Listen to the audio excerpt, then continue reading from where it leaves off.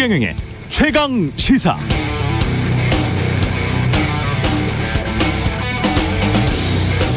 네, 어제 영국 파이낸셜 타임즈에 우리나라 제주도 국제학교에 관한 기사가 실렸습니다. 한국 학부모들 미국, 유럽으로 유학 안 가고 제주도 선택한다. 이게 기사 제목인데요. 한 해 등록금, 기숙사비 포함해서 6천만 원 들지만 제주 국제학교를 선택하는 한국 학부모들이 늘고 있다는 것이죠. 승마, 스노클링 같은 다채로운 화려한 과외 수업에 90%가 넘는 졸업생이 세계 100대 대학에 진학하고 있다고 합니다. 기사에 등장하는 의사 학부모가 이런 인터뷰했네요. 한국의 교육 시스템은 너무 소모적이고 주입식 위주다. 난 내 아이가 꼭 외국이 아니더라도 창의적 교육을 받기를 원해서 그래서 제주국제학교를 선택했다. 사실 이 학교들 저도 수년 전에 취재를 했었습니다. 등록금 기숙사비만 6천만 원인데요. 사실은 사교육을 또 다 따로 받습니다. 그래서 이런저런 비용 다 합하면 보통 학부모들은 1년에 실제로 한 1억 원 정도 들어간다. 이렇게 이야기를 하더군요. 정말 비싼 학교죠. 공정이란 무엇일까요? 누구나 다 아는 한국 교육 시스템. 소모적이고 주입식 위주지요. 다 그렇게 생각합니다. 자신의 아이들이 좀 더 창의적인 교육을 받기를 원하죠. 그런데 공정의 시작이 교육이라면 누구도 자신의 부모를 선택해서 태어날 수가 없는 것이라면 공교육이 어떻게든 나아지는 방안을 고민해 봐야 하지 않을까요? 프랑스 마크롱 대통령 공약이 그랬죠. 극빈층 지역 아이들에게 대해서는 예산을 쏟아부어서라도 아이 12명당 교사 1명 지원하겠다.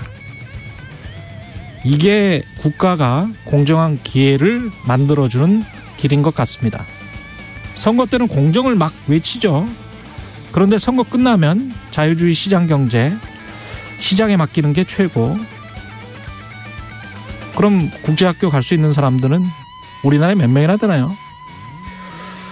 설마 그렇게 이번에도 되는 건 아니겠죠? 대통령 후보들이 공정에 대해서 제대로 좀 고민을 했으면 좋겠습니다.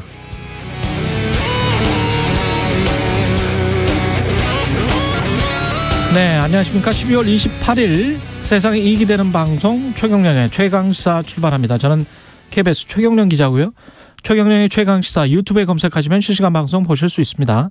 문자 참여는 짧은 문자 50원, 기본자 100원이 드는 샵 9730, 무료인 콩 어플 또는 유튜브에 의견 보내주시기 바랍니다.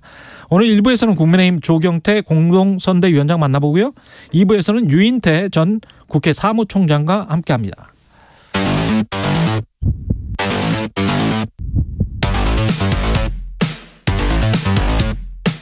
오늘 아침 가장 뜨거운 뉴스 언박싱. 네, 뉴스 언박싱 시작합니다. 민동기 기자, 김민아 시사평론가 나와 있습니다. 안녕하십니까? 안녕하십니까? 식약처가 코로나19 먹는 치료제 팍스로비드, 이름도 참 잘 지었네요. 긴급 사용 승인을 했습니다. 그러니까 이 코로나19 환자 가운데 중증으로 진행될 위험이 높은 그런 환자들 있지 않습니까? 성인, 소아 환자에게 투여할 수 있는데요. 성인은 상관없는데 소아 같은 경우에는 일단 12살 이상이어야 되고 체중이 40kg 이상이어야 됩니다. 화이자 임상시험에서 이 팍스로비드가 증상 발현 5일 이내에 투여할 경우에 사망 위험을 88% 정도 감소시키는 것으로 일단 나타났고요. 부작용은 대부분 경미한 것으로 조사가 됐고 시험관 실험에서는 그 변이 바이러스에 대해서도 효과가 있는 것으로 확인이 됐는데 오미크론에 대해서는 결과가 나오지 않았다라고 합니다. 현재 식약처는 이 또 다른 먹는 치료제인 머크의 라게브리오에 대해서도 긴급 사용 승인을 검토를 하고 있는데 사용 승인을 내리진 않았거든요. 미국 FDA에 따르면 이 라게브리오 같은 경우에는 이 고위험군 감염자 입원이나 사망률을 낮추는 비율이 30% 정도밖에 안 된다라고 합니다. 그리고 부작용 가능성도 상대적으로 더 높은 것으로 나오고 있기 때문에 요거는 식약처가 조금 더 지금 고민을 하고 있는 것으로 보입니다. 그러니까 이 팍스로비드가 이제 도입이 돼가지고 실제로 이제 의료 현장에 투입이 되면 예를 들면 경증이거나 중등증인 경우에 그러니까 이제 증상이 심하지 않은 경우 생활치료센터나 재택 치료를 하는 경우에 이제 그 재택치료나 생활치료센터 내에서 이제 치료를 하면서 이 치료제를 스스로 이제 자가 투여를 해서 이제 회복될 수 있는 거죠. 그러면 네. 그래서 백신하고 이 치료제를 가지고 우리가 흔히 얘기하는 이제 뭐 이 무증상이라든가 경증은 충분히 이제 그러면 스스로 이제 회복할 수 있도록 만들 수 있다는 점에서 이게 이제 일반화되면 상당히 이제 우리가 기대할 만한 어떤 전기가 마련이 되는 건데요. 그러니까 10명 중에서 9명 정도는 병원에 갈 필요가 없게 된다. 그렇죠. 이거잖아요. 지금 네, 결과가 임상 결과가. 네. 그렇죠. 예. 그럼 이제 이 좋은 치료제를 이제 우리가 얼마나 확보했느냐 이게 이제 문제인 건데 지금까지 우리가 확보한 팍스로비드 물량이 한 36만 2천 명분 정도다라고 얘기를 하고 있고 앞서 이제 말씀하신 이제 머크에 먹는 치료제 같은 경우 24만 2천 명분을 또 확보를 했기 때문에 합치면 60만 4천 명분이다.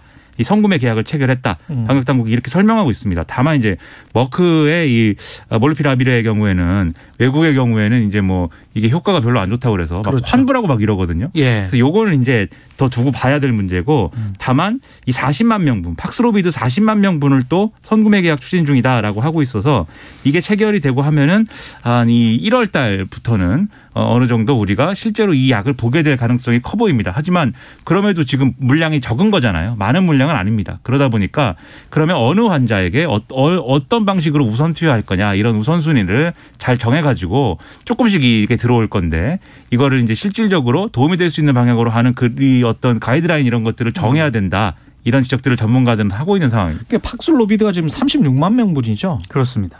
누적 확진자가 우리가 아직 100만 명이 안 됐죠. 안 됩니다. 예. 그러면 36만 명분 정도면 앞으로의 환자나 이런 것들을 생각을 해보면 뭐 한 100만 명분만 확보를 하면 충분하지 않을까요? 지금 이게 정도의 추세라면? 선구매 계약이라고 말씀드렸지 않습니까? 이게 한 번에 들어오는 게 아닙니다. 조금씩 그렇죠. 나눠서 들어오는 것이고. 지난번처럼. 그렇죠.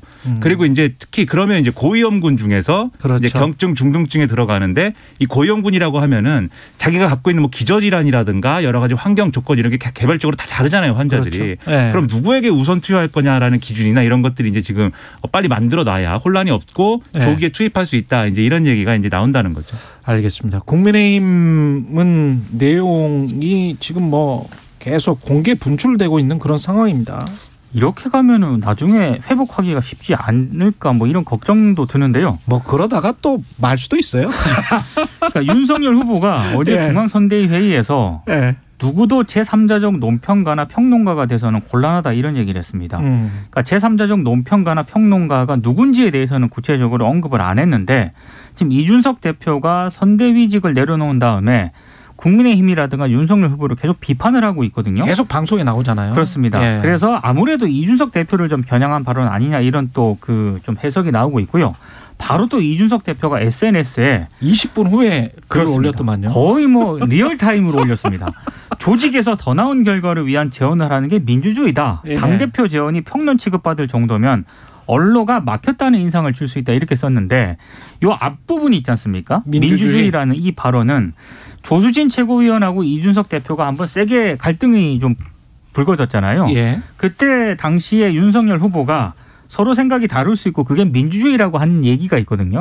그걸 이제 그대로 이제 패러디한 것으로 지금 받아친 거군요. 그렇습니다. 보이고 또 어제 또 좀 논란이 됐던 게 이준석 대표가 최고위 회의에서 김민전 경희대 교수를 공동선대위원장으로 임명하는 안에 반대 의견을 냈거든요. 예. 그러니까 이 김민전 교수 같은 경우에는 가로세로 연구소에 출연해서 지난 총선 부정선거가 있다라는 취지의 발언을 한 적이 있고 그리고 안철수 후보를 지지한 이력이 있습니다. 아마 이 두 가지를 들어서 이준석 대표가 반대를 한 것으로 보이는데 이거를 두고도 지금 윤석열 후보 측하고 좀 갈등이 불거지고 있는 그런 상황입니다. 그러니까 정확한 워딩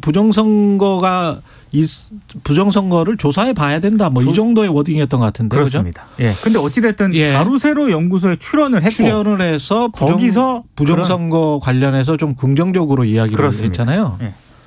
그런 것들에 대해서 이준석 대표가 계속 이제 선을 극구하고 싶어하는 그런 모양새이기 때문에 요 김민정 교수 뭐 관련해서는 뭐 이견이 있을 수도 있고 뭐 이렇게 할 수도 있는데 그동안 이제 지난주까지 그리고 주말까지는 이준석 대표가 이렇게 윤석열 후보나 그 주변 사람들을 일방적으로 이렇게 좀 비판하고 뭐 이런 국면이 이어졌다고 하면은 그게 이제 임계점에 도달한 거죠 지금. 그래가지고 어제는 상당히 이 분위기가 엄중했습니다. 아까 말씀하신 대로 윤석열 후보가 이 논평가 평론가 얘기한 다음에 바로 이준석 대표가 반론을 이제 올렸는데 예. 그때까지는 이준석 대표가 약간 그 분위기 파악에 좀 분위기 파악을 제대로 못한 게 아닌가라는 생각이 드는 게 그 뒤에 뒤를 이어가지고 계속 이준석 대표를 성토하는 이러한 얘기들이 쭉 나왔어요. 그래서 김태흠 의원이 뭐 글 올리기도 그렇죠. 하고 초선 의원들 또 그렇죠. 초선 의원들이 또 모여가지고 이렇게 이준석 대표와 윤석열 후보 간의 갈등 이 문제 어떻게 할 거냐를 논의를 했는데 그 자리에서 이제 일부 이준석 대표가 이제 사퇴해야 되는 거 아니냐 이런 주장을 한 사람도 있고 뭐 이렇다는 거예요. 대표를 사퇴해야 된다. 네. 그렇죠. 예. 근데 이게 다수 의견은 아니었던 것 같고 나와서 이제 그 의원들이 설명하는 걸 들어보면은 의견의 스펙트럼이 굉장히 넓었다라고 얘기를 하고 있어요. 그러니까 이준석 대표 말 일리 있지 않느냐라는 어떤 그런 사람부터 사퇴해야 된다라는 사람까지 다양했다는 거죠. 근데 어쨌든 대표로서는 이런 상황 자체가 그냥 이제 뭐 그럴 수도 있다라고 얘기할 수 있는 그런 상황은 아닙니다. 그렇기 때문에 수습을 해야 되는 상황이기 때문에 오늘 아마 이 초선 의원들하고 만날 거예요. 이준석 대표가. 그 자리에서 구체적으로 어떤 요구나 이런 게 나오는지가 굉장히 주목이 되는 상황이죠. 그 문제는 이제 이걸 수습을 어떻게 하느냐. 이게 방점이 찍혀야 되는데 그것이 되겠는가는 상당히 지금 의문입니다. 수습은 결국은 김종인 위원장이 하기로 했던 거 아닙니까? 근데 이게 언론 보도가요. 예. 약간 나뉩니다. 그러니까 김종인 위원장 같은 경우에 어제 이제 뭐 윤석열 후보를 만나가지고 지금 선대위가 메모드 선대위니까 이대로는 안 된다. 그래서 좀 개편을 하겠다. 여기 일부 언론 같은 경우에는 윤석열 후보도 상당히 공감을 표했다라고 보도를 하고 있는데 근데 이게 메모드 선대위를 바꾼다라고 하는 거는 지금 선대위 6본부장 체제를 개편한다는 그런 얘기잖아요. 그렇죠. 근데 이건 이준석 대표가 계속 주장을 해왔던 거거든요. 근데 그렇죠. 만약에 이걸 손을 보게 되면은 이준석 대표가 결국 복귀하는 그런 명분이 생길 수 있기 때문에 이건 또 윤석열 후보 측에서 그렇게 내키지 않아 하는 그런 상황이다 보니까 그렇죠. 결국에는 이게 또 김종인 위원장하고 윤석열 후보 측 간의 갈등의 요소가 되는 것 아니냐라는 그런 또 분석도 나오고 있습니다. 6개 본부장을 다 폐지하는 거. 그렇습니다. 예. 근데 뭐 이 본부장들을 이제 뭐 내리고 이 직을 폐지한다고 해서 이준석 대표가 뭐 돌아올 수 있는 거냐는 이제 별개로 따져봐야 될 문제 같고요. 어쨌든 문제가 있다라는 게 이준석 대표의 이제 주장이잖아요. 선대위 체제에. 그러면 이준석 대표가 문제가 있다고 내가 내부에서 주장을 했는데 안 받아줘서 내가 외부에서 이렇게 주장하고 다닐 수밖에 없다라는 얘기를 지금 하고 있는 거거든요. 그럼 적어도 내부에서 뭘 고치고 이게 본부장을 뭐 없애는 거든지 뭐든지 좀 선대위를 실제로 효율적으로 일할 수 있는 체제로 고치고 윤석열 후보의 선거 전략을 확 바꾸면 적어도 이준석 대표가 외부에서 이렇게 스피커를 키워가지고 어떤 내분의 형태로 이렇게 좀 상황을 몰고 가는 듯한 그런 그림은 이제 안 만들 수 있는 거죠. 그래서 사실 김종인 위원장이 실제로 이제 좀 이 선대위를 좌지우지할 수 있는 정도의 그런 정도의 그림을 잡도록 하는 게 중요한데 근데 이것도 아까 민동 기자님 말씀하셨듯이 보도가 이럴 것이다와 아닐 것이다가 동시에 나와요. 그 사실무근이다가 그 얘기는 뭐냐면 내부에서도 의견이 분분하다는 거거든요. 그렇게 할 수 있다와 그렇게 해서는 안 된다라는 게 그러니까 계속 이런 게 문제입니다. 김건희 씨 대응도 그렇고 계속 윤석열 후보 선대위에서는 의견이 분분해요. 계속. 근데 그게 의견이 분분할 일인가 이제 밖에서 보는 사람들 입장에서는 그런 거죠. 김건희 씨가 사과를 해야 된다라는 게 의견이 분분할 일인가 이제 이런 그렇죠. 것들의 의문이 있기 때문에 예. 결국 후보가 정리를 명확하게 하는 게 지금 필요하다는 겁니다. 사실 김건희 씨와 관련해서는 이준석 당대표의 판단이 옳았었던 거 아니에요? 당시에 그때 조수진 그렇죠. 최고위원과 네. 논쟁을 했었을 때 사과하고 반드시 이렇게 예. 정통으로 넘어가야 된다. 정통으로 넘어가야 된다. 네. 이게 뭐 8명 국회의원들이 이게 그 정도로 시간 강사가 뽑히는 게 아니고 그냥 적당히 뽑히는 거다. 이런 식의 성명서 발표나 기자회견은 아무런 효과가 없었잖아요. 그렇습니다. 실제로 그렇게 그렇죠. 했다고 해서 결국에 본인이 네. 사과하지 않았습니까? 그러니까요. 김건희 씨가. 언론이 그다마 듣지도 않았고 예. 그리고 이제 김건희 씨 사과도 사실 타이밍도 늦었을 뿐더러 지금 그걸 다루는 방식이나 이런 것도 제대로 다루고 있느냐 조금 의문인 게 제가 어제도 김건희 씨가 사과한 것 자체는 이제 좀 긍정적이지만 여러모로 이제 아쉬운 부분이 있다라고 얘기를 했고 윤석열 후보가 그거를 채워야 된다 이렇게 말씀드렸는데 윤석열 후보가 이제 새시대 준비가 이제 올린 영상을 통해서 셀프 인터뷰를 하지 않았습니까? 예. 그러니까 굉장히 감성적인 배경 음악이 깔리고 윤석열 후보가 굉장히 사과를 하게 된 어떤 배우자 김건희 씨에 대해서 뭔가 안타까워하면서 좀 이 눈가도 촉촉히 젖고 이제 이런 영상인데 이게 굉장히 다른 사람의 아픔에 공감하는 듯한 그런 모습이거든요. 윤석열 후보가. 예. 근데 사태가 이렇게까지 온 것에는 제가 볼 때는 윤석열 후보가 거의 절반 이상의 지금 잘못을 한 게 있어요. 이 대응하는 과정에서 기자들에게 막 호통을 치고 시간 강사 어떻게 뽑는지 한번 물어봐라 이렇게 호통을 치고 그리고 민주당이 주장하는 것 중에는 가짜도 많지 않느냐 이렇게 반문하고 그러면서 사실은 이게 윤석열 후보는 배우자를 감싸기만 하는 거 아니냐 이렇게 커지면서 이게 더 피해가 커진 거거든요. 그 점을 좀 돌아보면서 내가 그 잘못 대응한 것 같다라는 메시지나 이런 것들이 이어져야 되는데 지금 그렇지 않고 있어가지고 이 부분도 우려가 되는 사안입니다. 셀프 인터뷰 말고 최강시사 인터뷰를 권합니다. 그렇죠. 여기 나와서 서지현 기자가 편안하게 해주실 겁니다. 편안하게 좀 여쭤봤으면 좋겠는데 유튜브 방송보다 잘해줄 거예요. 여기가. 윤석열 후보는 이제 어떻게든 그리고 국민의힘 같은 경우는 어떻게든 이제 그 뭐랄까요 전환을 해야 되기 때문에 이 상황 자체를 그렇죠. 대장동을 방문을 했습니다. 이제 공세적으로 좀 나오겠다. 김건희와 관련된 의혹은 이제 다 털어버린 것이다. 이렇게 이제 판단을 하는 것 같아요. 그러니까 대장동을 방문을 해가지고요.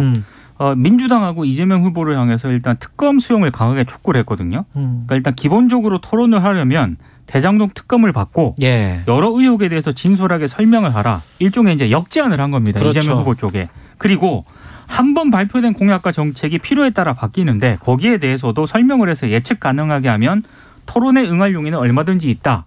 이런 식으로 이제 이재명 후보를 이제 공세를 가했는데 이재명 후보가 어제 또 KBS 더 라이브에 또 출연을 해가지고 여기에 대해서 또 반박을 했습니다. 토론은 국민에 대한 의무다.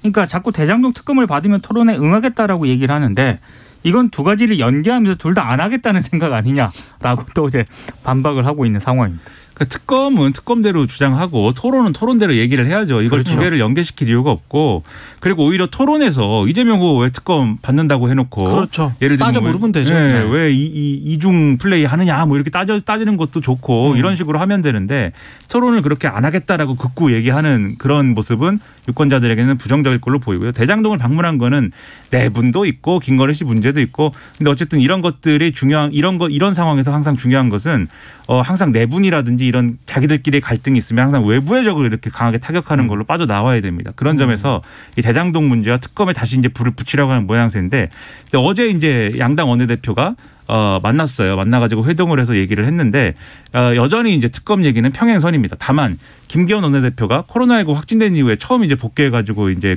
이 얘기를 한 거기 때문에 아직 이제 본격적으로 협상 전략이나 이런 게 안 세워진 상황인 것도 같아요. 그래서 요거는 더 시간을 약간 며칠 더 두고 보면서 원내대표 간의 협상이나 이런 걸 지켜봐야 될 것 같습니다.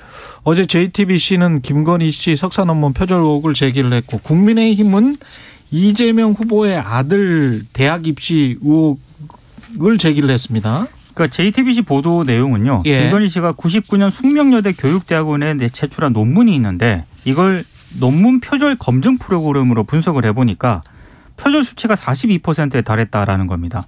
참고로 학계에서는 표절률이 20% 넘으면 굉장히 심각한 연구 부정으로 간주를 한다는 거고요. 근데 전반적으로 이제 표절 정황이 드러났다라고 하는 건데 여기에 대해서 국민의힘 쪽에서 일단 해명을 낸 거를 보면 당시 논문은 숙명여대 학칙과 심사 절차에 따라 석사 논문이 인정이 된 것이고 그리고 22년 전 기준을 따지지 않은 채 제3자가 현재 기준으로 표절을 단정할 수는 없다. 이렇게 또 반박을 하고 있는 22년 전 기준이다. 22년 전 기준과 지금의 기준은 다르기는 해요. 없지 않냐. 이런 해명입니다. 그러면 장관 청문회 할 때 다운 계약서를 할지 이런 거는 물어보지 말아야죠.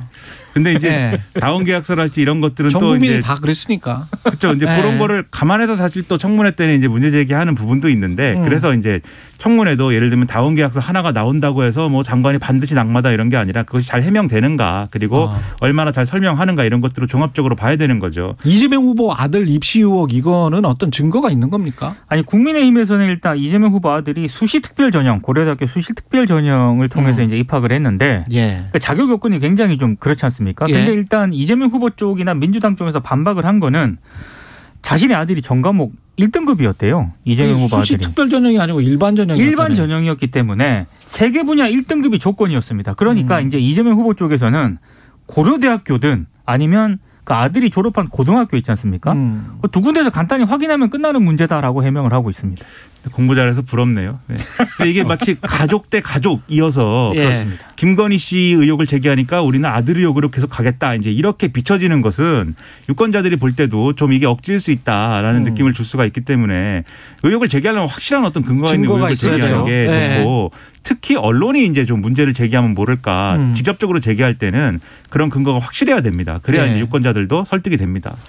여기까지 하겠습니다. 뉴스 언박싱 민동기 기자 김민아 평론가였습니다. 고맙습니다. 고맙습니다. KBS 1라디오 최경영의 최강시사 듣고 계신 지금 시각 7시 40분으로 향하고 있습니다. 오늘 일교차가 크게 벌어지면서 예년 기온을 회복하겠습니다. 오늘 낮 최고 기온 서울 영상 3도를 비롯해 대전 6도, 광주 울산 8도, 부산 9도 등으로 전국은 2도에서 9도의 분포가 되겠습니다. 어제보다 3도에서 7도가량 높겠습니다. 하지만 모레 목요일 다시 한번 추워지겠습니다. 오늘 중서부지방이나 경상권은 대체로 맑다가 낮부터 구름량이 늘겠고 강원 영동지방은 대체로 맑고 전라권, 제주도 지방은 구름량이 많겠습니다. 경상권 해안 지역과 내륙 지역, 강원도 남부 동해안 지역은 건조특보가 내려져 있기 때문에 화재 예방에 신경 쓰셔야겠습니다. 지금 서울 기온은 영하 8.4도입니다. 지금까지 날씨 정보였습니다. 다음은 이 시각 교통 상황입니다. KBS 교통정보센터의 김민희 씨입니다.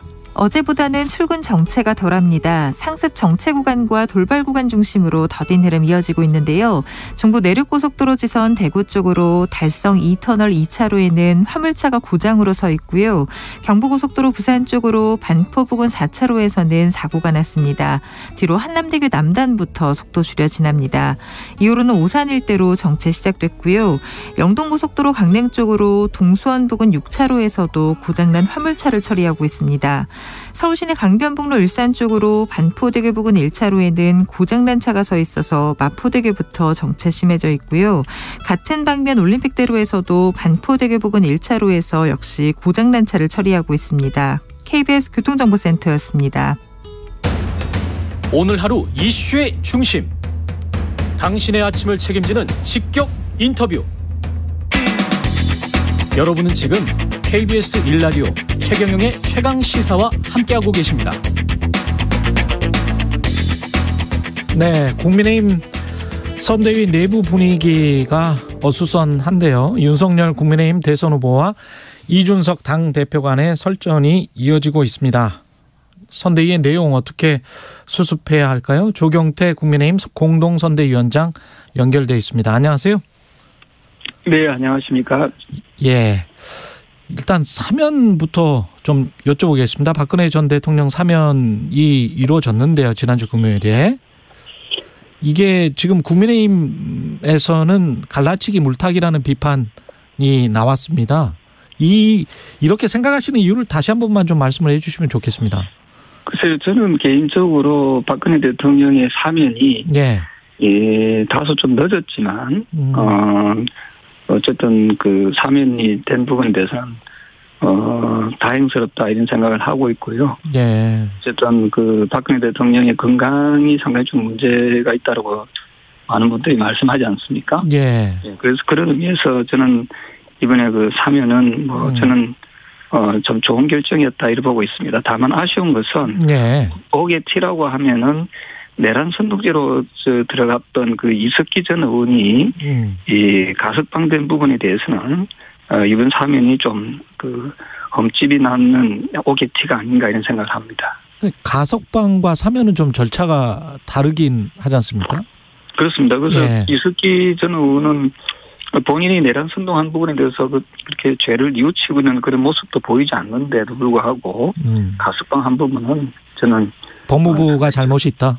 저는 좀 잘못된 판단이었다고 보고 있고요. 박근혜 전 대통령에 대한 그 사면은 어쨌든 저는 다소 늦었지만 어쨌든 좋은 결정이었다 이렇게 보고 있습니다. 좋은 결정이었다.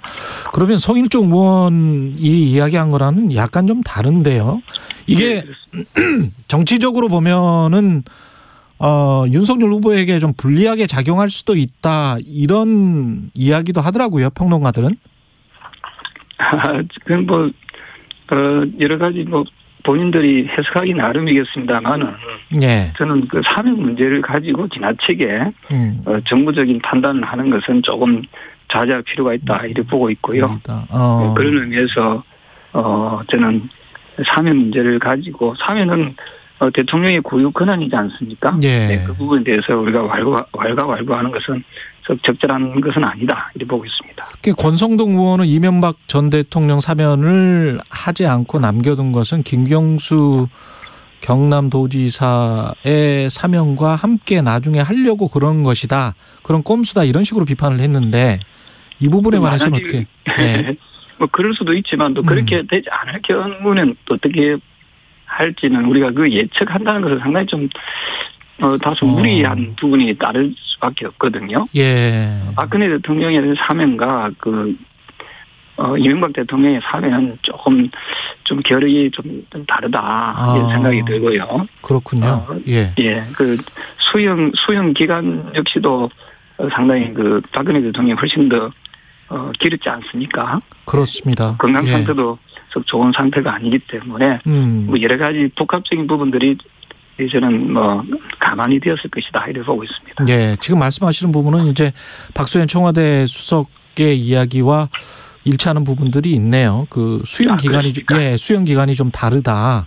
그래서 판단하는 부분들이 있다. 뭐 이렇게 말씀을 하셨던 것 같은데 김건희 씨 논란에 관해서는 이게 사과를 함으로써 충분히 해명은 됐다고 보십니까 이제?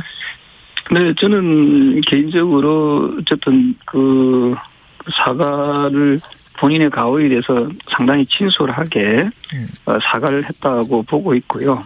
물론 여권에서 제기하고 있는 여러 의혹에 대해서 좀 부당하고 또 억울하다는 그런 부분도 없지 않아 있겠지만 어쨌든 그 부분까지 다 포함해서 본인의 잘못을 솔직하게 인정하고 용서를 구하는 모습에 대해서는 많은 국민들께서 이해를 하셨을 거라 보고요. 그런 의미에서 저는 사과를 더 잘했다 이렇게 생각을 하고 있습니다.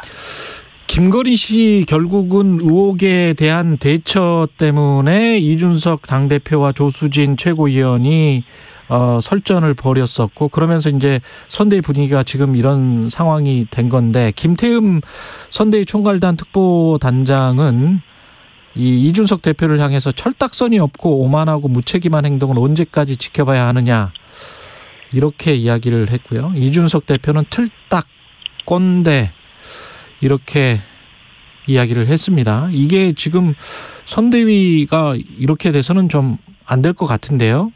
예, 맞습니다. 사실은 당대표를 향해서 그렇게 지나친 표현을 하는 것은 좀, 아무리 본인의 주장이 어떤 정당하다 하더라도 그 표현에서 너무 거칠게 하면 그 자체가 많이 상쇄될 수밖에 없는 거 아니겠습니까? 예. 그리고 당대표한테 그렇게 철이 없다는 식으로 표현하는 것 자체는 조금 지금 대선 국면에서 모양새가 좋은 모습은 아니라고 생각을 하고요. 예. 다만 이제 당대표 역시도 이제 당을 이끌어 나가는 최고의 책임자지 않습니까? 예. 최고의 책임자로서의 그 책임 의식을 좀 가지고 왜 그런 표현을 했는지에 대해서도 그냥 무조건 공격성 발언을 할 것이 아니라 그런 부분에 대해서 조금 되짚어보고 우리 당원들이나 의원들이 지금 걱정하고 우려하는 부분에 대해서 당대표로서 좀 더 무거운 책임감을 가지는 것이 좀 현명한 판단이 아닌가 생각을 합니다. 지금 오늘 초선 의원들하고 이준석 당대표는 만나기로 한 거죠. 어제 초선 의원들이 모임을 갖고 이준석 대표의 사퇴까지 일부 그런 의견까지 나왔다고 하는데 오늘 만나기로 한 겁니까? 이준석 당대표와 초선 의원들이? 정확하게 저는 그 부분은 내용은 제가 전에 들은 거는 없고요. 예. 어쨌든 저는 초선 의원들 역시도 그 당을 걱정하는 그런 차원에서나 만남을 추진하고 있지 않는가 이렇게 보고 있거든요. 그 부분에 대해서도 저는 이준석 대표가 적극적으로 본인의 어떤 생각과 또 초선 의원들과의 그 소통을 좀 잘 원만하게 잘했으면 좋겠습니다. 예. 그 선거 지금 판세는 골든크로스 또는 뭐 이재명 후보 측은 데드크로스라고 표현을 하는데 본인들은 정체되면서 윤석열 후보가 실점을 하고 지지율이 깎이면서 이렇게 내려간 거고 본인들은 가만히 있게 된 그런 상황이어서 이제 그쪽도 뭐 그렇게 달가워지는 않더라고요. 보니까. 예. 아마도 뭐 상당히 좀 초박빙의 게임으로 지금 이렇게 여론조사만 보면 그렇습니다. 예. 뭐 그렇게 비춰지고 있습니다만 워낙 그 국민들의 그 정권 교체에 대한 그 열망이 강하기 때문에 저는 점차적으로 저는 그 윤석열 후보, 국민의힘 윤석열 후보의 지지세가 회복될 가능성이 매우 높다 이렇게 보고 있고요. 네. 그런 점에서 저는 다소 지금 우리 당이 좀 전열 정비가 잘 안 되고 있지만 예. 저는 이 부분이 제대로 정비가 되고 또 국민적 여망을 잘 받드는 그런 겸손한 선대위 또 선거운동이 이루어진다면은 저는 또 앞서 나갈 수 있는 그런 분위기로 형성되지 않을까 저는 조심스럽게 그렇게 전망하고 있습니다. 그 정치평론가 중에 장성철 교수라는 분이 있지 않습니까? 네. 예. 그분 같은 경우에 이제 40%부터 해서 4자, 3자, 2자까지 이제 보였고 29%까지 보였었고 만약에 1자 10%대까지 가면 후보 교체론 이야기까지 나올 수 있다. 이렇게 방송에서 이야기하더라고요. 예, 그 교수님께서는 조금 오반가요? 현실적으로 좀 어려운 부분을 말씀하시는데요. 예. 과거에 그 노무현 전 그 대통령께서도 상당히 그 어려운 상황까지 간 적이 있습니다. 2002년도에. 아, 예. 예, 그때 당시에 후보 교체론까지 나왔었죠. 그랬었던 것 같습니다. 예. 그 후보 교체는 되지 않았고요. 결국 노무현 후보가 그때 승리하지 않았습니까? 예. 예. 그래서 아마 지금 그 장금철 교수님께서 우려해 주시는 부분에 대해서는 저희들이 더 명심하도록 하고요. 예. 근데 현실적으로 그 후보 교체는 민주당에서도 후보 교체론이 좀 나온 적이 있었지 않습니까? 그렇죠. 예. 그거는 뭐 이루어지지 않고 있지 않습니까? 예. 아마도 그 선출된 후보는 쉽게 바꾸기가 상당히 어려운, 현실적으로 어려운 그런 부분이 많이 있다라고 저는 보고 있습니다. 근데 이낙연 후보는 최근에 이제 공개행보를 갖고 국민통합을 강조하면서 이쪽은 합쳐주는 분위기고, 그리고 국민의힘 같은 경우는 지금 홍준표 후보가 물론 이제 나름의 역할을 하고 있긴 합니다만은 홍준표 후보랄지 유승민 후보가 잘 안 보이는 거는 사실이에요. 사실은. 네, 사실은 저는 그 더불어민주당의 어떤 그런 모습들, 단합된 모습에 대해서는 상당히 저는 높이 평가를 합니다. 예. 네, 특히 또 송영길 더불어민주당 당대표 역시도 적극적인 그 선거운동의 모습을 보여주고 있고요. 예. 그런 점에서 우리 국민의힘의 당원들, 특히 좀 유력한 주자였던 분들은 좀 더 적극적으로 함께 정권 교체를 위해서 함께 노력하는 모습을 보이는 것이 지지하는 그 당원들이나 또 국민들이 봤을 때도 저는 그런 모습들이 훨씬 더 긍정적인 또 아름다운 모습을 보이지 않을까 이런 생각을 하고요. 그런 점에서 좀 더 국민의힘이 좀 더 분발했으면 좋겠다 이 말씀을 드리고 싶습니다. 어제 윤석열 후보가 대장동을 찾아간 것은 어떤 특별한 메시지가 있을까요? 사실은 최근에 대장동 그 게이트 비리 게이트와 관련해서 그 두 분이 돌아가시지 않았습니까? 예. 특히 그 김문기 전 그 개발처장. 예.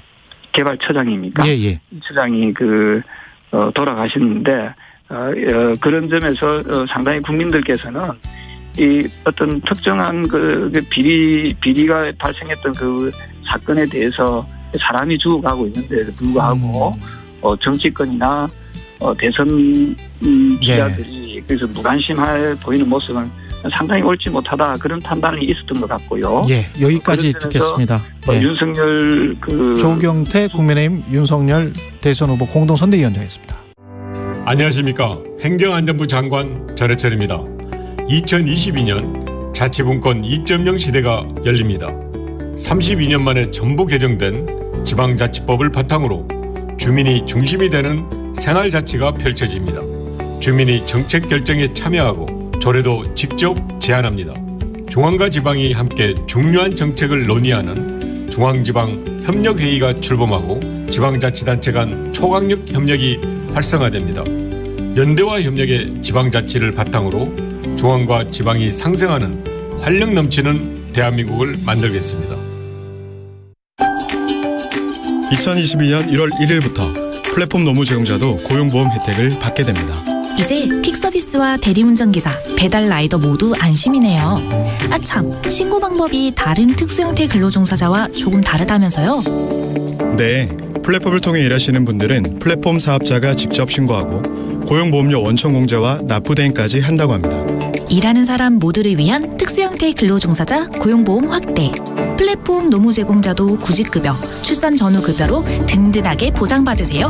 관련 문의는 1588-0075. 이 캠페인은 근로복지공단과 고용노동부가 함께합니다. 여러분, 혹시 눈치채셨나요? 우리 생활 속 다양한 포장재들이 변신을 시작했다는 사실. 포장재의 재활용 용이성을 평가하는 포장재 재질 구조평가제도 시행 후 플라스틱은 확 줄이고 재활용은 더 쉽게, 페트병은 라벨을 떼서 가벼워지고 포장재의 재질은 더욱 단순해집니다. 이제 마트 진열대 곳곳에 숨은 무라벨 페트병과 재활용 최우수 또는 재활용 우수 제품을 찾아 슬기로운 소비 생활에 동참해주세요. 이 캠페인은 한국환경공단과 함께합니다. 연탄이 갈 때마다 어르신들은 연탄이라고 부르지 않고 이거는 금탄이다. 우리에게 주는 금탄이라고. 2021 KBS 연중기획 기억을 기록하다. 어르신들은 연탄도 받기도 어렵고 또 연탄 가격도 많이 올랐고 또 때로는 연탄이 시커멓잖아요. 근데 시커먼 연탄이 집에 들어가면 이거는 연탄이 아니고 우리들에게는 금과 같은 금탄이에요. 그래서 손을 꽉 잡고 금탄을 주셔서 너무 고맙습니다. 이런 말씀을 하실 때 가슴이 뭉클해집니다. 그동안 연탄은행을 봉사하면서 연탄을 나눈 양이 전국적으로 8천만 장이 좀 넘고요. 또 연탄을 받은 가족은 한 45만 가구 정도 됩니다. 연탄 한 장의 무게가 3.65kg거든요. 우리 체온이 36.5도예요. 3.65kg 되는 연탄 한 장이 불이 붙으면 우리 몸을 따뜻하게 해서 36.5도 체온을 유지하게 하고 건강하게 겨울을 날 수 있는 것이 바로 에너지 빈곤층의 하나의 삶이 아니겠는가. 그래서 연탄은 지금은 생존의 연탄이다. 연탄은행의 허기복 대표는 기억합니다. 코로나 팬데믹 이후 연탄을 사용하는 약 10만 가구에 연탄 후원과 봉사자마저 줄어들어 에너지 취약계층의 추위는 갈수록 더 혹독해지고 있습니다. 사회적 온기를 지키기 위해서 생존의 에너지가 필요한 때입니다. 당신과 대한민국의 기억, KBS가 기록합니다.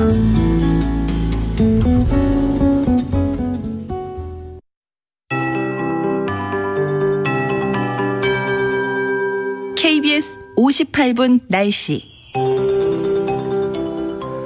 조금 뒤 8시를 기해 동해 먼바다 대부분 풍랑특보가 해제되고 동해 중부 바깥 먼바다의 풍랑특보만 남겠습니다. 그리고 부산, 울산에는 지금 건조경보, 대구를 비롯한 경상남북도 일부 지역은 건조주의보가 발효된 만큼 경상권에서는 오늘 불이 나지 않도록 각별히 주의하시는 것이 좋겠습니다. 강원도 남부 동해안 지역도 마찬가지 상황이라는 점 염두에 두시는 것이 좋겠습니다. 한편 한파특보가 아직 남아있는데요. 경기도 북부와 동부, 강원도 내륙 산지, 충청북도 북부와 경상북도 일부 지역입니다. 이 지역들을 중심으로 오늘도 기온이 영하 10도 10도 이하의 낮은 기온을 보이고 있지만 오늘 낮에 기온이 성큼 오르게 되면 대부분 영상권으로 회복하게 될 것으로 예상이 됩니다.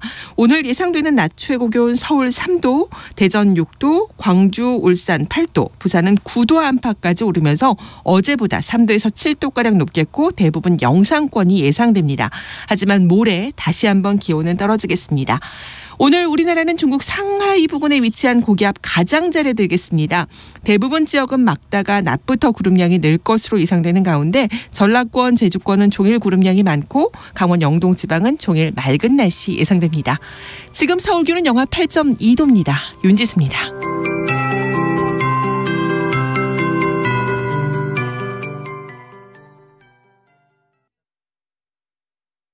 정성을 다하는 국민의 방송 KBS가 8시를 알려드립니다. AM 711kHz, FM 97.3MHz, KBS 1라디오입니다. HLKA.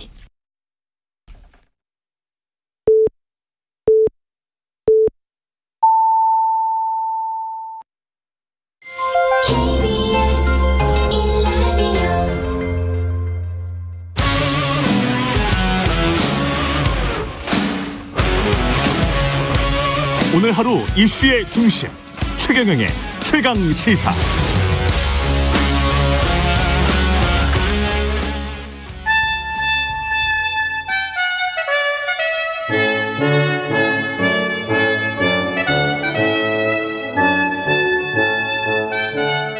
네, 여야 막론하고 쓴소리 쇄신 주문하시는 정치권의 백전노장, 영원한 현역이시죠. 유인태 전 국회 사무총장님 모시고 우리 정치의 격을 한 단계 업그레이드하고 있습니다. 월간 유인태 정치 본격 유인태 전 총장님 나오셨습니다. 안녕하십니까? 예, 안녕하세요. 예, 김건희 씨 사과 지난 일요일이었는데요. 예. 보셨습니까? 예, 봤죠. 예, 3시에.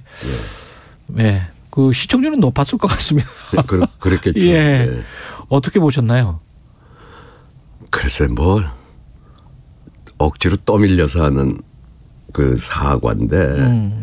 기본적으로 그 후보나 후보 부인 입장에서는 그 사과가 또 이렇게 늦어진 것도 억울하다. 뭐 그렇게 우리가 잘못한 게 있냐. 뭐 이런 마음가짐을 가지고 있었던 거 아닌가요? 예. 이번 과정을 보자면 그날도 그래도 안 한 것보단 낫지만 그건 자기 지지층을 향해서 의 얘기예요. 안 한 것보다 낫다는 건. 네. 조그만 명분이라도 네. 뭐 사과를 했다고 하는 명분이나 주기 위한 건데 아이고 저 보면서 그 우선 뭐 질의응답도 없는 기자회견이었고 뭐 내용이 남편에 대한 미안함만 그렇게 강조하는 참 부부가 금슬은 하나 대단히 좋은 것 같더만요. 네. 사과를 하는데 저렇게 하지. 그러니까 그러고 나중에 뭐 선대위가 뭐 몇 쪽짜리 뭐 해명문 비슷한 걸 내놓은 걸 봐도 예. 전부 뭐 부정확한 기재였다는 등 실수였다. 예. 근데 그저 한두 군데가 아니라 뭐 거의 다 그 이력이 그 실수로 그렇게 부정확한 기재를 했다고 그러면 그게 고의지 어떻게 그게 실수라고 볼 수 있을까요? 하여간에 뭐 안 한 거 자기 지지층을 향해서 안 한 것보다 난 정도고 말하자면 이 사과를 하지 않고는 가령 중도층의 표를 가져오기가 어렵다고 한다면 저는 그 효과는 별로 없지 않았나 그렇게 보여지대요. 이걸로 김건희 씨 의혹은 끝날 수 있겠습니까? 아니면은 또 다른 어제만 해도 뭐 JTBC가 뭐 예. 숙명여대 석사 논문 표절 예. 관련해서 보도를 했는데 어떻게 보세요? 근데 국민대도 그거 지금 아직 해결이 안 됐잖아요. 국민대 박사 논문 표절도 해결 안 됐죠. 표절도 지금 심사를 기다리고 있을 뿐더러 저 시민단체가 아마 고발을 했죠. 그렇죠. 예. 그러니까 시민단체 고발은 이제 상습적으로 했기 때문에 예, 이거는 사기다 뭐 이렇게 고발한 거죠. 그러니까 뭐 뭡니까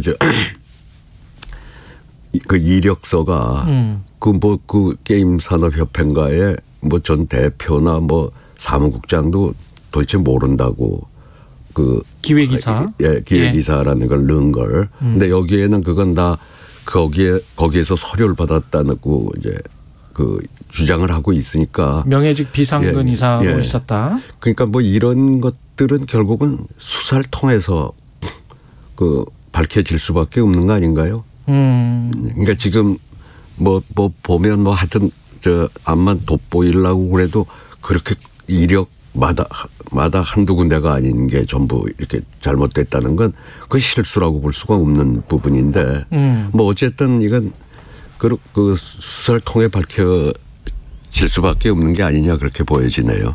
이게 근데 공교롭게도 윤석열 전 검찰총장으로 있을 때 윤석열 후보가 수사를 했던 표창장, 조국 전 법무부 장관의 표창장 의혹, 그리고 지금 배우자의 재직 증명서 위조가 아니냐, 이것과 좀 비슷해서 국민들한테 이 주는 메시지, 특히 이제 윤석열 후보 공정과 상식이기 때문에 이게 조금 좀 꼬였어요, 스텝이. 글쎄 전 뭐 다른 방송에서 얘기를 했지만 이 조국의 업보라고 생각을 해요. 조국의 업보다.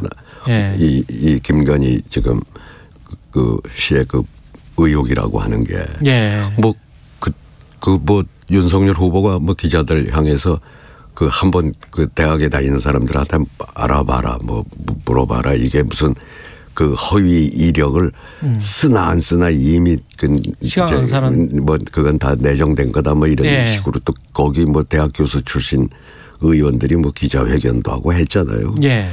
근데 그것도 그 정도로 조금 그 돋보이기 위해서 뭐 그 과장하고 부풀리고 하는 정도가 뭐냐 한데, 가령 조국 딸 경우 그 이력도 그 당시에 뭐 할 수 있는 능력이 되는 부모들은 그 뭐 전부 생기부 기록이랄지 뭐 그런 거 뭐 아니 뭐 허위 좀 스펙들 이게 더 좀 그것도 부풀리는 거 아니에요? 그거 다 했던 걸 가지고 하여튼 저렇게 그 지금 중보를 받고 있잖아요. 징역 4년이라고 하는. 뭐 그렇게 하면은 뭐 그것도 그 당시에 관행이었다는 건데, 뭐 그 무슨 특히 특목고 뭐 외고 뭐 이런 데 다니는 부모들은 다 그거 그 스펙을 더 좀 화려하게 만들려고 돋보이려고 그것도 뭐 그렇게 했다는 관행에 대해서 업무방해로 저렇게 중형을 뭐 받은 일이 있기 때문에 뭐 이 문제도 그런 식으로 따지면 조국한테는 그런 잣대를 들이대고 우리는 그게 뭐 그렇게 잘못이냐 하는 것, 그야말로 내로란불이 되는 거죠. 이게 좀 자가당착적인 측면이 있습니다. 있어요. 전 그 업보라고 생각을 해요. 이 박근혜 전 대통령 사면 이야기를 해야 될 것 같은데요. 일단은 잘한 결정이라고 보십니까? 아니면은 뭐 시민단체나 이쪽은 굉장히 반발을 하고 있습니다, 지금.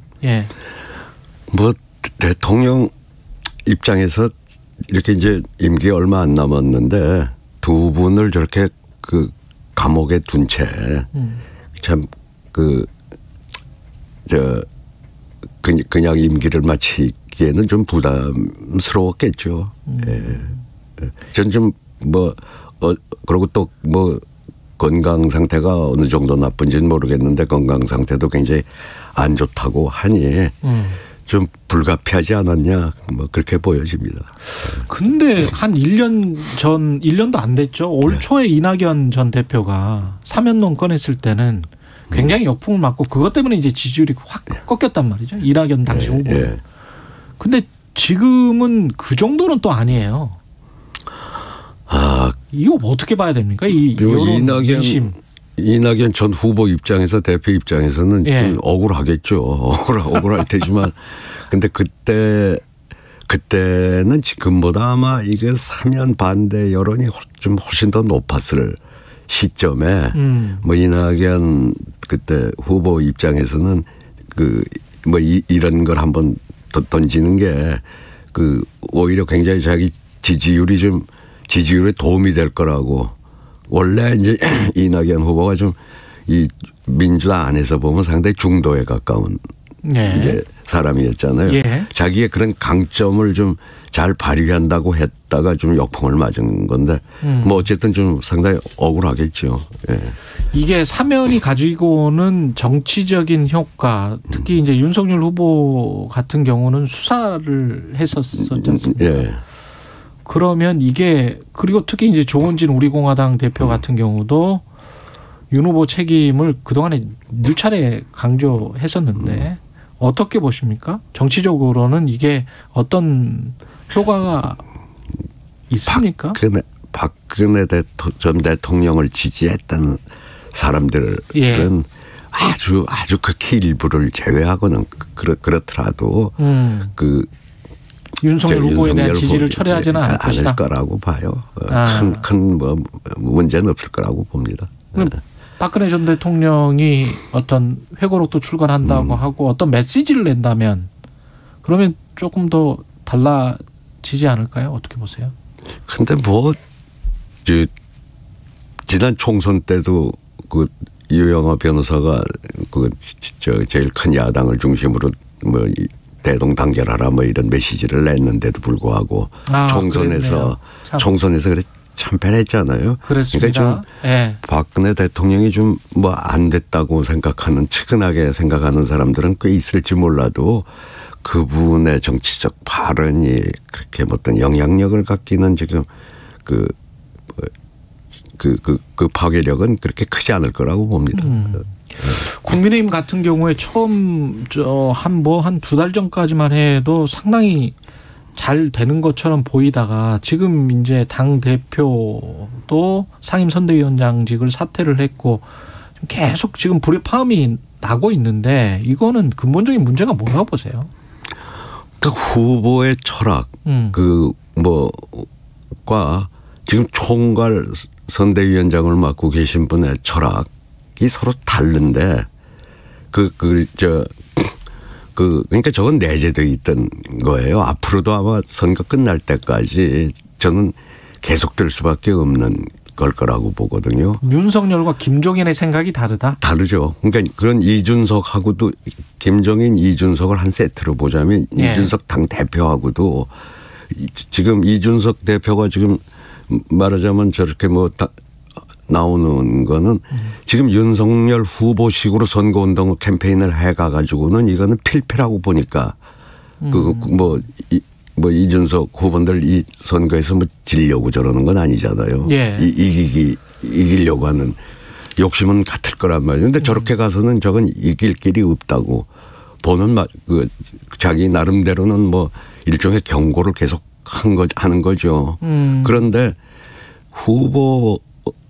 지금 윤석열 후보는 사실 그 울산 회동 전에 그냥 김종인 총괄위원장 빼고 가려고 했던 거 아니에요? 너무 부담스러우니까. 그때는 또 지지율도 높고 왜 컨벤션 효과인지 뭔지 한참 차이가 날 때. 예. 김병준 위원장은 좀 만만하니까 김병준 그냥 상임선대위원장으로 해서 그 선거를 끌고 가려고 하다가 그때도 뭐 며칠 또 이준석 당대표가 뭐 당무 보이콧은 아니라고 하지만 저렇게 지방을 떠들다가 소위 울산 회동을 한 거란 말이죠. 예. 그러니까 서로 좀 전혀 케미가 안 맞는 사람 총괄한테 전권을 주고 그러다 보니 계속 전 갈등이 계속될 수밖에 없을 거라고 봅니다.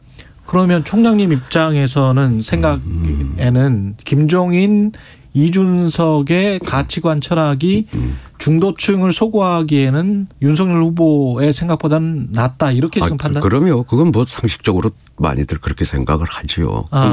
그런데 그러니까 후보하고는 이게 맞질 않는 거죠. 안 맞는데 지금 저렇게 뭐 총괄 선대위원장으로 이제 지지율이 그때도 이렇게 좀 떨어지고 하니까는 예. 급하니 이제 울산 가서 만나고 뭐 김종인 위원장을 모셔온 거 아니에요. 그러니까 김종인 그 위원장도 저는 뭐 그전부터 그렇게 얘기를 했지만 특히 민주당 같은 데는 그때 이제 뭐 안철수 대표가 뭐 분당을 해 나가고 당이 아주 어려운데 거의 망해가는 집 비슷한 데 가서는 또 총선을 앞두고 공천권을 가지고 뭐 그 그립을 강하게 줄 수 있는 거지만 이건 대선이란 말이죠. 예. 그 대선은 전체 융화를 해야 되는데 그 양반이 또 그렇게 남하고 잘 융화를 하는 분은 아니잖아요. 아나무인 뭐 스타일 아니에요. 예. 네? 그러니까 저 충돌은 전 그 계속 앞으로도 생길 수밖에 없을 거라고 봅니다. 그러면 정책이나 뭐 이런 것들도 윤석열 후보의 원래 생각은 국민의힘 내에서도 좀 우파다 이렇게 생각을 지금 하시는 것 같네요. 그러니까 뭐 그걸 밝힌 일이 없기 때문에. 아 지금 생각을. 예. 예. 그걸 뭘 근거로 근데 뭐 한두 마디 뭐 전두환이 뭐 그거 빼고는 뭐 정치는 잘했다. 뭐 이제 매일경제 인터뷰 뭐 부정식품 발언이랄지 밀턴 프리드만이랄지 이런 걸 가지고 아직 그렇게 더 우파다. 뭐 좀 극우에 가깝다. 이렇게 평가할 만한 뭐 다른 게 없으니까 지금으로서는 없다. 예. 예.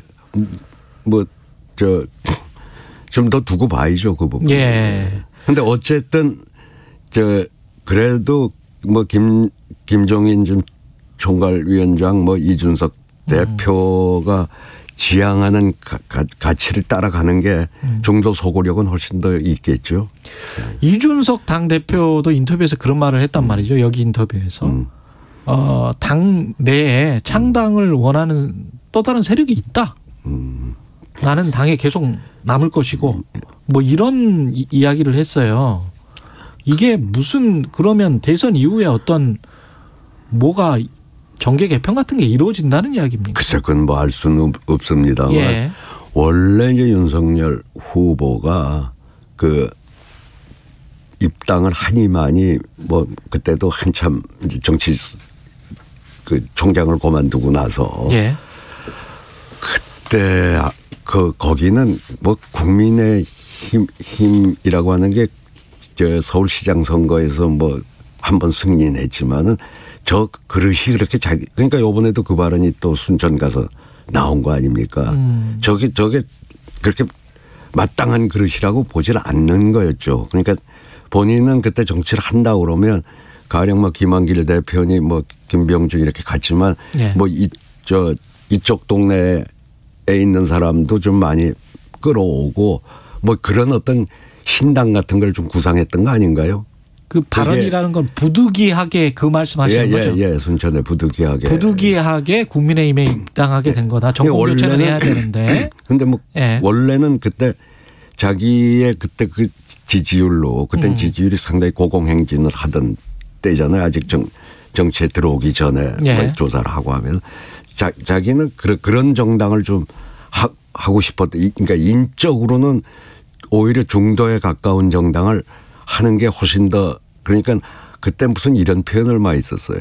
압도적 승리를 하겠다. 그 이야기 많이 했죠. 그때는 그러니까, 석 달 전에는. 네. 그러니까 그 압도적 승리를 하려고 그러면 이 지금의 국민의 힘 가지고는 압도적 승리 틀을 가지고는 압도적 승리가 잘 안 될 것 같으니 그보다 뭐 이쪽에 좀 소위 진보 쪽에 있던 사람들이나 뭐 이런 사람 좀 소위 합리적 진보 이런 세력까지도 자기가 전부 이렇게 해가지고 그 우선 삼지대에 있다가 나중에 뭐 국민의힘하고 하려고 하다가 뭐 마지막에 이제 그때 뭐 입당을 한 거 아닙니까? 예. 예. 그러니까 그 여기서 이준석 대표가 얘기하는 창당이라는 얘기는 지금 저는 후보를 지칭하는 거라고. 창당 세력은 예, 그러니까 후보를 지칭하는 것이다. 전 뭐 그렇게 판단을 하시는군요. 저는 그걸 지칭했다고 저는 해석을 하고 있어요. 예. 송영길 민주당 대표가 안철수 국민의당 후보에게 연합 제안을 했고요. 김동연 후보도 마찬가지고 이거는 실용내각도 강조했고 비슷한 이야기입니다. 아까 어떻게 보면 예. 그게 가능하다고 보세요? 뭐 쉽진 않겠죠. 근데 다만 뭐 어쨌든 이 정치가 제일 안정돼 있는 나라가 독일 아닙니까? 예. 이게 세계적으로 보자면은 그리고 뭐 16년간 메르켈 총리가 저렇게 세계인들의 많은 존경을 받으면서 이렇게 물러가고. 근데 그 독일이라는 나라는 물론 우리하고 선거제도가 다르고 이 상당히 다당제 선거제도를 가지고 있지만은 거긴 연정을 안 한 적이 없어요. 그렇죠. 네, 거의 뭐 대연정이 됐던 두 개든 세 개든 대부분은 그동안은 더 많은 기간은 두 정당 그 기독교 사민당하고 대연정을 오래 해왔잖아요. 그렇죠. 앞으로 우리도 이 선거제도를 이렇게 좀 다당제가 가능한 선거제도로 이게 바뀌어서 어쨌든 이게 연정을 통하지 않고는 이 국가 운영이 어렵게 이렇게 돼 가는 게 가장 안정적인 그 정치 제도라고 저는 보고 있기 때문에 앞으로 그러니까 지금 뭐 49% 지지율로 저렇게 180석 얻는 선거 제도는 아주 문제가 많은 선거제도 아닙니까? 현재. 그렇죠. 이제 사표가 너무 많죠. 사표도 많을 뿐더러 하여튼 뭐 오늘 뭐 주제가 아니니까 그 말씀을 길게 드릴 건 아니니까 그 어쨌든 앞으로 그 좀 그런 서로 그 저기 뭐 당대당 통합이니 단일화니 이런 게 아니고 좀 그 연합하는 연합을 하는 그런 좀 정치로 갈 필요는 있다고 생각을 해요. 끊임없는 연정을 해야 된다. 마지막으로 토론하자. 민주당은 그렇게 주장을 하고 있고 국민의힘은 대장동 특검 받으면 토론할게. 뭐 이렇게 이야기하고 있습니다. 대장동 특검을 뭐 누가 뭐 안 받았나요? 그 지금 그 협상은 뭐 저 밀고 당기고 하는 중 아닙니까? 그런데 이 92년 대통령 선거 때 그때는 이 뭐 몇 회 이상 한다는 법정 토론이 제한돼 있지 않을 때 김영삼 대통령이 김대중 후보하고 끝내 토론 한번 안고 대선을 치렀어요. 그랬었군요. 그때는 그러니까 뭐 대체적으로 김영삼 김대중 하면 토론이 누가 더 잘한다고 하는 거는 상상이 가잖아요.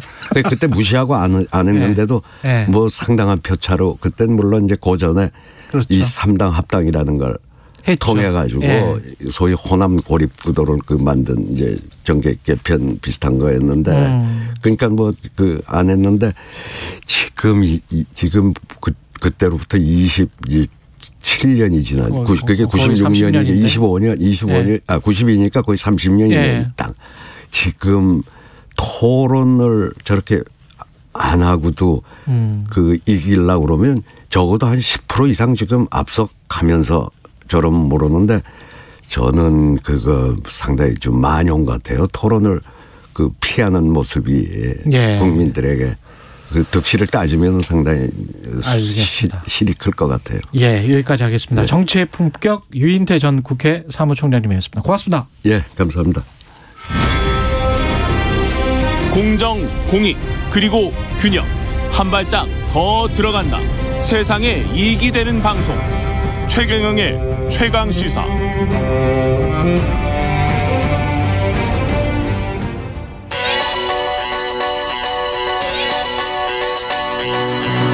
최강시사. 시네리의 눈. 시네리의 눈 뉴스포터 시네리 에디터 나와 계십니다. 안녕하십니까? 네, 안녕하세요. 지금 우크라이나를 중간에 두고 러시아와 나토가 대립을 하고 있습니다. 네, 맞습니다. 얼마 전에 러시아가 우크라이나 국경에 10만 대군을 배치했다 뭐 이런 소식 들으셨는데요. 또 어제는 로이터 통신에서 1만 명 정도를 철수했다. 그러니까 내년에 이제 제네바에서 미국이랑 만나서 협상을 하려고 하는 것 같아요. 그래서 다시 좀 긴장도를 낮추려는 내년 초에 시도지 않을까 싶은데요. 일단 이 나토에 우크라이나는 계속 가입하려고 했습니다. 우크라이나는 계속 가입하려고 했어요. 네, 나토에. 그랬습니다. 2007년에 이미 북대서양 조약기구입니다. 그렇죠. 네, 그렇게 나토에 이제 가입을 하려고 했지만 그때 당시에 유럽이 사실 반대를 했어요. 그렇게 하면서 무산이 됐거든요. 사실 그 소련에서 이제 독립하면서 사실 이 우크라이나는 좀 안보적으로도 좀 백업을 갖고 싶어하고 또 경제적으로 독립하고 싶어하고 하기 때문에 나토에 좀 도움이 필요한 상황이고 미국의 입장에서도 얘네들을 좀 서방 국가로 편입시키고 지키고자 하는 의도가 있기 때문에 이 나토에 가입할 것을 좀 권유를 했는데 그때는 유럽이 반대를 했다. 그렇죠. 왜냐하면 유럽 입장에서는 이 우크라이나를 와 국경 이제 러시아 국경에 아예 맞닿으면 본인들이 좀 불편한 상황들이 많이 나올 수 있기 때문에 러시아와 직접적으로 나토가 맞닿은 것은 좀 싫고 우크라이나라는 완충 지역을 두고 싶다. 네. 그렇게 했기 때문에 사실 유럽 내에서 좀 반발의 분위기가 있었습니다. 근데 지금 바이든 대통령이 계속 유럽한테 그래도 좀 가입을 이번에 시키자라고 설득을 하고 있는 상황이고요. 분위기가 좀 달라지고 있어요. 네, 달라지고 있습니다. 이게 이제 사실 우크라이나라는 나라를 좀 보면 왜 이렇게 미국과 다른 나라들이 여기를 노리고 있는가 볼 수 있는데요. 일단 우크라이나의 그 잠재력은 어마어마합니다. 일단 강대국이 갖춰야 되는 3대 요소를 갖고 있는데요. 그게 뭐냐면 영토, 자원. 이런 것들. 단지 일단은 이 인구를 보면 인구도 굉장히 많아요. 5천만 명? 네, 5,200만 명 정도 된다고 하는데 이게 유럽에서 5번째고 영토는 우리나라의 3배입니다. 이게 프랑스, 독일보다 넓고요. 또 가장 중요한 게 자원이 굉장히 많아요. 뭐 철광, 석탄, 티타늄, 니켈 이런 게 세계 매장량을 자랑할 정도고 또 여기가 굉장히 그 기름진 옥토로 유명하거든요. 그래서 유럽의 빵 바구니라 불리면 만큼 농산물이 굉장히 잘 재배가 되고 유럽의 빵 바구니. 네. 또 가장 중요한 게 여기가요. 첨단 기술을 가지고 있습니다. 생각해 보셨나요? 여기가 원래 소련 지역에 우크라이나 동부 지역이 군사 복합체의 주요 역할을 했던 기지였어요. 그렇죠. 여기에 핵이 있었죠. 네, 그렇다 보니까 철강, 항공, 우주, 조선, 핵 분야에서 이 첨단 기술력을 아직도 가지고 있어서 여기가 이 머리가 되고 있다. 예전에 소련의 머리로도 불렸던 곳입니다. 이게 지금 러시아 입장에서는 그래도 우크라이나를 그래서 포기할 수 없는 거 아니에요? 맞습니다. 지정학적으로도 굉장히 중요한 통로가 되고 있어요. 인종적으로도 자기들이랑 같고. 네, 맞습니다. 그렇기 때문에 사실 러시아가 제국이 될 거라고 지금 생각하면서 계속 추진하는 것은 이제 우크라이나를 우리 편으로 만드는 것밖에 없다라고 보고 있는 것 같고요. 미국의 입장에서는 지금 동유럽 쪽으로 좀 자신들이 영향력을 좀 펼치기 위해서는 우크라이나를 좀 적극 지원해서 서유럽의 정치 구조 안에 편입을 시키는 방법밖에 없다라고 또 보고 있기 때문에 서로 간의 입장 차이가 있는 거고요. 그래서 실제로 푸틴이랑 바이든이 12월에 통화를 하지 않았습니까? 그때 서로 입장 차만 거의 확인하고 굉장히 좀 살벌한 분위기가 연출됐다고 하더라고요. 근데 이제 경제적으로 보면 또 러시아는 유럽에 가스를 공급하고 있는 그런 나라이기 때문에 맞습니다. 서로 싸우면 가스 공급 안 한다 뭐 이런 식으로 해서 지금 가스 가격이 엄청나게 폭등했다고 합니다. 거의 유럽은. 뭐 몇 배가 폭등을 했고요. 사실 2000년대 초반부터 러시아는 우크라이나랑 가스 분쟁이 있었는데 러시아가 서유럽으로 이제 가스를 공급하기 위해서는 우크라이나를 지나갔어야 됐어요. 영토를 지나가야 되군요. 관통했어야 됐는데 우크라이나가 가난하잖아요. 그렇다 보니까 중간중간에 가스를 뺐었다는 거예요.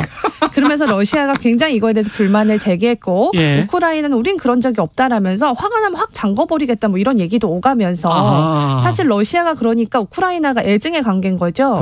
그러다 보니까 이번에 독일로 바로 그냥 다이렉트로 가는 송유관을 지었습니다. 이게 경제적으로도 그렇고 정치적으로도 아주 중요한 위치인데 이게 잘 해결이 됐으면 좋겠습니다. 일단은 우리는 뭐 평화적으로 해결이 됐으면 좋겠고요. 일단 이것을 저게 준비하면서 우리나라에 대한 생각이 많이 들었어요. 우리나라도 중국과 러시아 맞닿은 나라 아닙니까? 그렇죠. 근데 자주적으로 잘 독립해서 북한이 올해는 완충 지역이네. 네, 올해는 우리는 정말 전 세계 이목을 받을 만큼 성장을 했고 앞으로 우리 안에 북한 여기도 앞으로 대선 주자들이 정말 잘 준비해서 대북과 관계에 좀 발전이 됐으면 좋겠습니다. 신혜리의 눈 신혜리 기자였습니다. 고맙습니다. 감사합니다. 이준아, 이 커다란 배추를 누가 키웠을까요? 농부님? 농사를 지으며 우리 땅도 환경도 지키니까. 와, 사과가 열려있네. 너무 맛있어요. 우리의 먹거리를 안전하게 키우니까. 마을이 깨끗하네. 이준아, 우리도 여기서 살까? 네! 깨끗한 마을, 소중한 공동체를 이어가니까. 건강하게 지켜주셔서 안전하게 키워주셔서 소중한 걸 이어주셔서 고맙습니다. 공익직불제, 모두를 위한 농업 농촌을 지켜갑니다. 이 캠페인은 농림축산식품부와 농산물품질관리원이 함께합니다. 추운 겨울이 오면 안타깝게도 도로 살얼음 교통사고 소식이 자주 전해집니다. 도로 살얼음은 운전자 눈에 잘 보이지 않아 위험한데요. 특히 새벽이나 저녁 시간에 눈이 내린 도로 위, 터널 입출구, 그리고 고가도로 등에서 자주 발생하며 큰 사고로 이어지기 쉽습니다. 도로 살얼음 사고를 예방하기 위해서는 급제동, 급가속, 급차선 변경은 금물입니다. 또한 저속 운행과 앞차와의 충분한 차간거리 유지를 꼭 실천해 주세요. 속도를 줄이면 사람이 보입니다. 이 캠페인은 국토교통부와 한국교통안전공단이 함께합니다. 잠시 후 8시 반부터 일부 지역국에서는 해당 지역 방송을 보내드립니다. 손이 시려워 발이 시려워 겨울바람 때문에 아무리 추워도 여러분의 자산은 꽁꽁 얼면 안 되기에 오늘도 홍사원의 경제쇼는 바른 정보만 준비하겠습니다. 오후 4시 5분 홍사원의 경제쇼 꼭 기억해 주세요.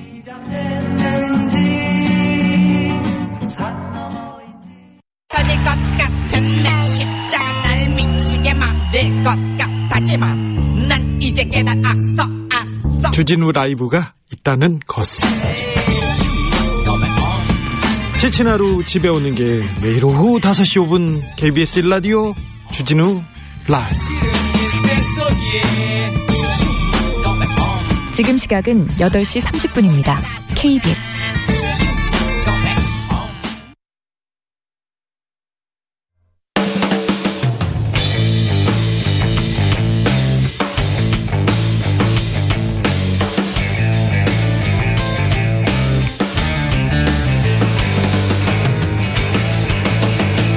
최경영의 최강 시사.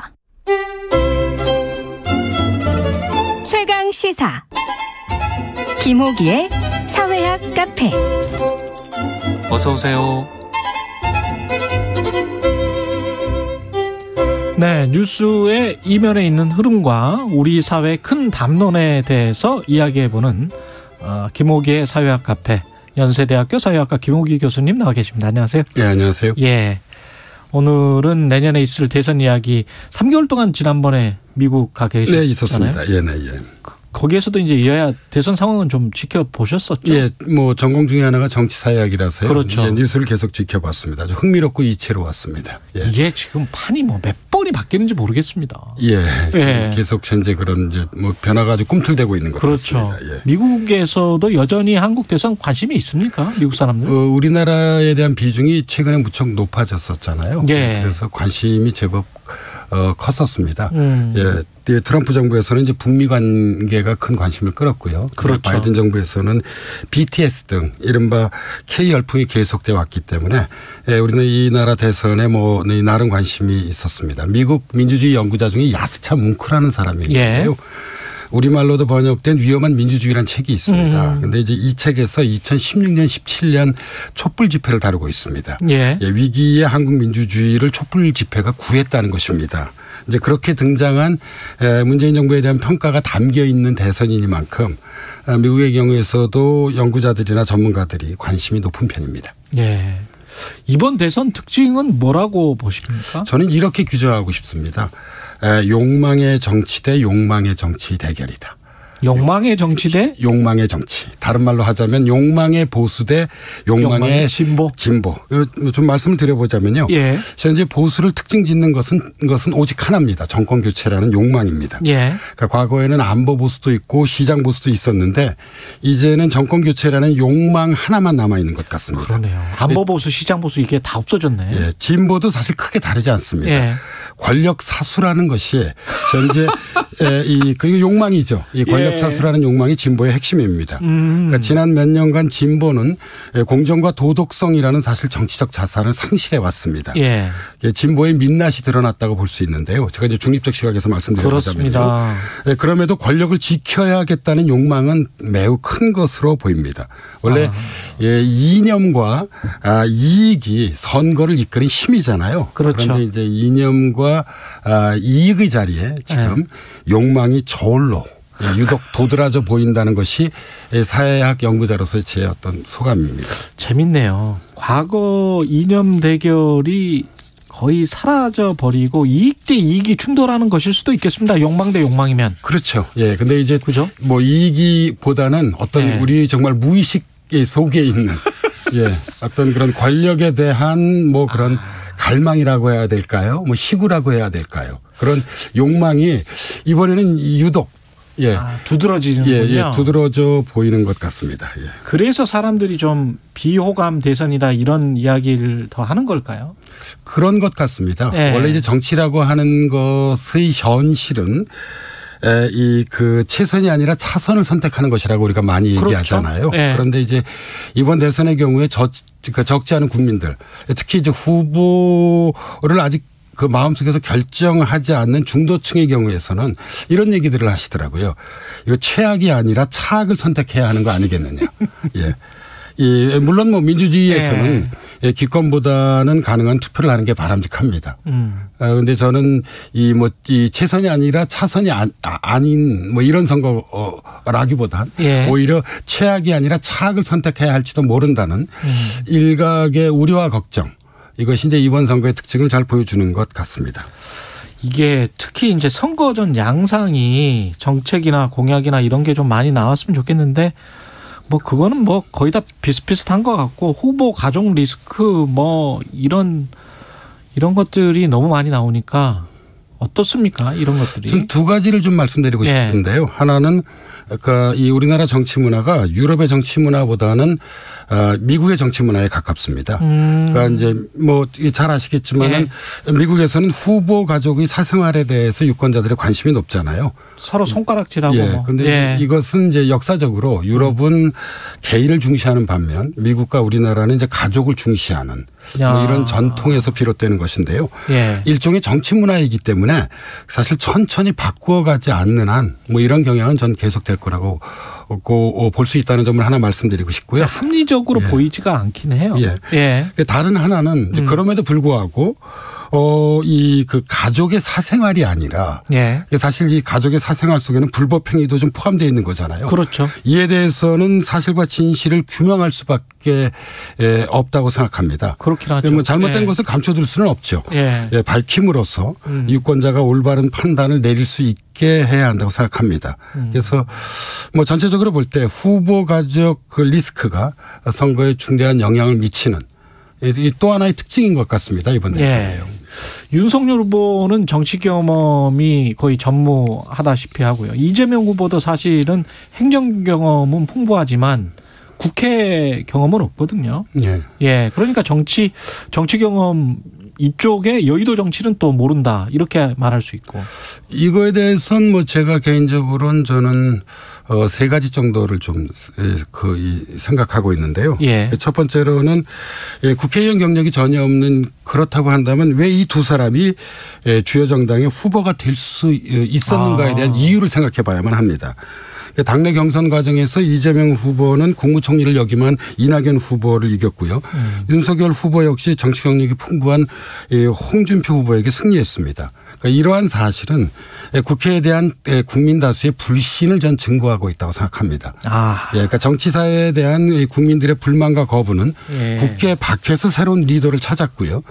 두 정당은 이재명 후보와 윤석열 후보를 선택했다고 볼 수 있다는 게 첫 번째고요. 두 번째로는 21세기에 들어와 현재 각광을 받고 있는 정치 리더는 포퓰리스트, 스트롱맨들입니다. 그러니까 스트롱맨은 대화와 조정의 합리성보다는 결단과 추진의 실행력을 중시합니다.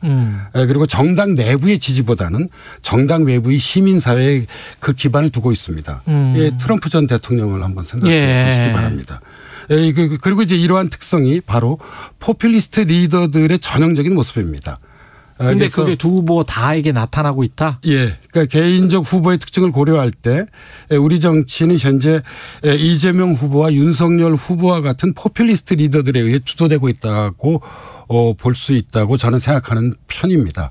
경향신문 칼럼에서 포퓰리즘과 탈진실 시대의 첫 번째 대선 이렇게 지금 이번 대선을 규정을 하셨었어요. 뭐 이제 그런 맥락이죠. 그러니까 이 21세기 포퓰리즘은 우리가 20세기 포퓰리즘을 이제 인기 영합주의라고 그렇죠. 본다면 21세기 포퓰리즘의 특징은 정치적 대립을 엘리트 기득권대 죄송합니다. 예. 일반 국민에서 찾았습니다.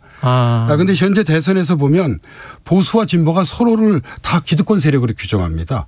전통적으로 이제 진보는 보수를 낡은 오래된 기득권이라고 규정해 왔잖아요. 예. 그런데 최근 보수는 진보를 특히 586 세대를 새로운 기득권 세력이라고 지금 공격하고 있습니다. 그러네요. 예. 그래서 이런 것이 이제 포퓰리즘적 특징을 보여주고 있는 거죠. 그러니까 포퓰리즘에서는 상대방과의 공존을 처음부터 거부합니다. 예. 그리고 자신의 지지 그룹에게만 이제 메시지를 타전하는데요.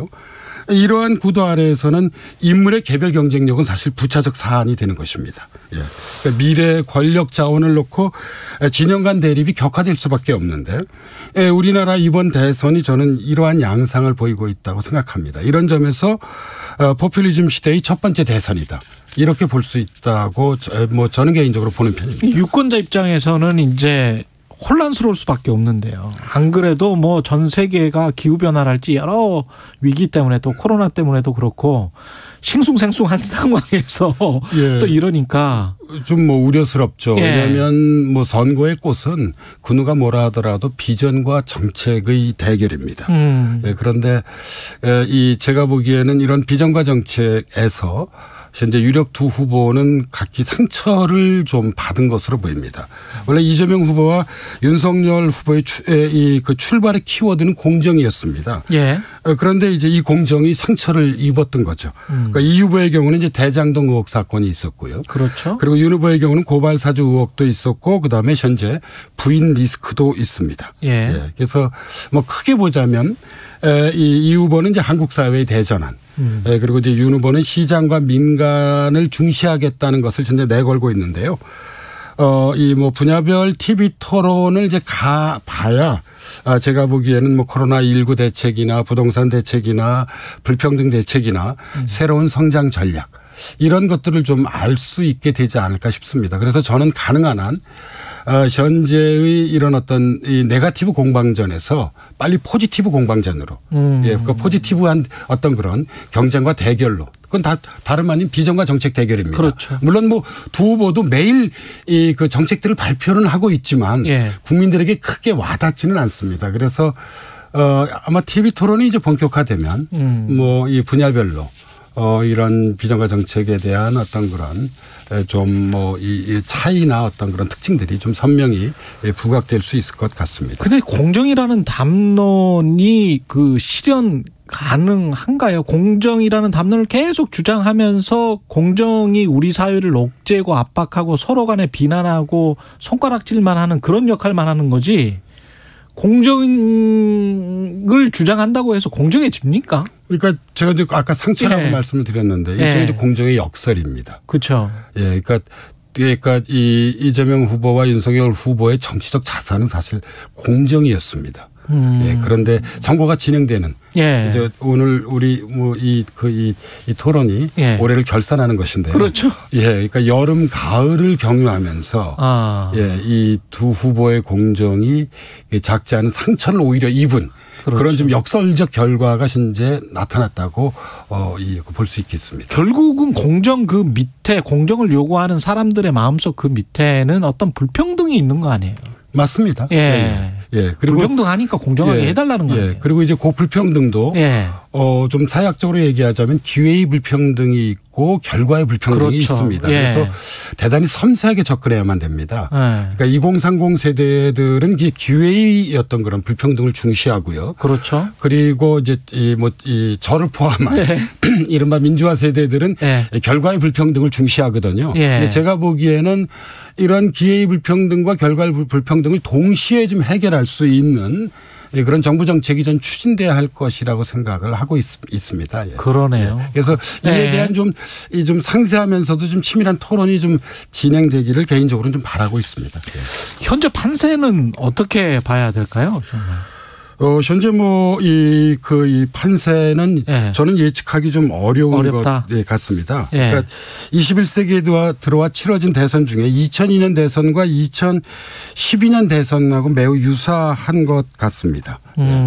이제 2002년 대선은 이해창 후보와 노무현 후보가 경쟁을 했고요. 그다음에 2012년은 박근혜 후보와 문재인 후보가 경쟁을 했습니다. 그러니까 전체적으로 보면 정권 교체 여론은 높지만 윤 후보가 이 여론을 대표할 역량을 보여주고 있지 않은 것으로 현재 판단되고요. 반면에 그렇다고 해서 이 후보가 윤 후보를 압도할 역량을 역시 또 제대로 보여주고 있지 않은 것 같습니다. 그래서 이런 비유가 어떨지 모르겠습니다. 저는 이 선거라고 하는 것이 스포츠와 대단히 비슷한 것 같습니다. 예를 들어 야구로 말씀드리자면 전력이 팽팽할 경우에는 실점을 최소화하고 한 점 한 점 때로는 스퀴즈 번트를 대면서 따라가는 작전 중심 전략이 매우 중요한 것 같습니다. 그러니까 여전히 이제 후보자 가족 리스크가 존재하고요. 그다음에 정책 역량을 선보일 TV 토론도 중요합니다. 그리고 저는 이번 대선의 특징 중에 하나가 과거의 경우에는 많은 새로운 인사들을 영입했잖아요. 그런데 지금 영입이 그렇게 두드러지지 않은 것 같습니다. 그래서 중도층에게 어필할 수 있는 앞으로 영입 인사 전략도 눈여겨봐야 할 것이다. 그래서 이러한 일련의 과정 속에서 실점을 최소화하고 득점을 하나하나 이게 좀 거칠게 말씀드리자면 따가는 후보가 유리하지 않을까 생각됩니다. 알겠습니다. 시간 관계로 여기까지 해야 되겠습니다. 많은 문자가 와 있는데요. 좀 소개를 해드리면 6726님 정확하네요. 당 후보 측근 관계자 모두가 욕망에 사로잡힌 상태네요. 욕망의 정치.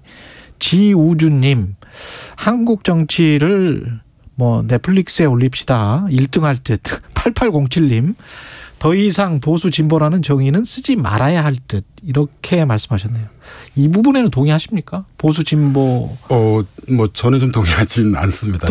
여전히 국민의힘은 보수고 민주당은 진보의 카테고리에 들어갑니까? 가치가 좀 다르죠. 약간 다릅니까? 보수는 아무래도 통합과 공동체를 중시하고요. 그다음에 진보는 여전히 어떤 그런 이 평등과 그런 이런 그런 해방이라고 해야 될까요? 이런 것들을 중시한다고 생각합니다.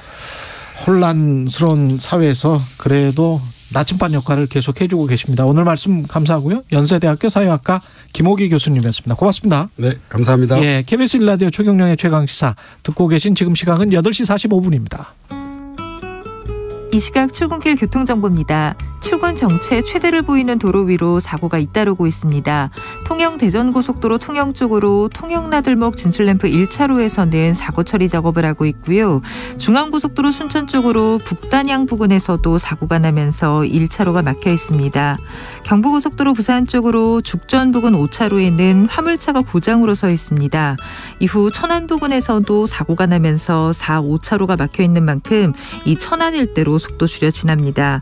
서울시내 올림픽대로 하남 쪽으로 반포대교 부근 1차로에는 고장난 차가 서 있어서 여의 하류부터 더딘 흐름 이어지고 있고요. 이후 올림픽대교 부근에서도 고장난 차를 처리하고 있습니다. KBS 교통정보센터에서 김민희였습니다.